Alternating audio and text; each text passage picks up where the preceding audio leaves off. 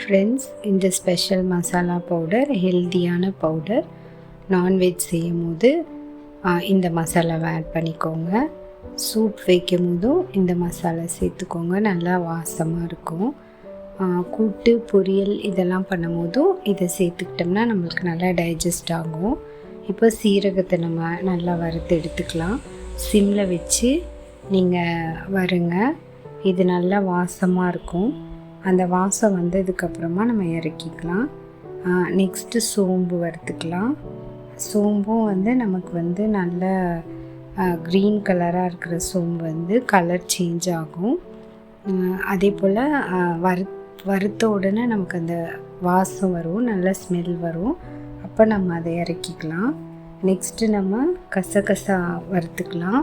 அதுவுமே இப்போ ஒயிட்டாக இருக்கிற கசகசா கொஞ்சம் கலர் மாறும், நம்மளுக்கு நல்ல வாசமும் கிடைக்கும். அந்த டைமில் நம்ம கசகசாவை இறக்கிக்கலாம். இப்போ பாருங்கள், சோம்பு நம்ம வறுத்து எடுத்ததுக்கப்புறம் அடுத்தது சீரகம், நெக்ஸ்ட்டு கசகசா. இப்போ இது மூணுமே நம்ம வறுத்து எடுத்துட்டோம். இப்போ நம்ம இதை மிக்சிக்கு நம்ம ட்ரான்ஸ்ஃபர் பண்ணிக்கலாம். இப்போ இந்த மிக்சி ஜாரில் போட்டு நம்ம ஆறுனதுக்கப்புறம் அதை பொடி பண்ணிக்கலாம். இந்த பவுடர் இப்போ ரெடி ஆயிடுச்சு. ஃப்ரெண்ட்ஸ், இது மாதிரி உங்களுக்கு வீடியோஸ் வேணும்னா நீங்கள் சப்ஸ்கிரைப் பண்ணுங்கள்.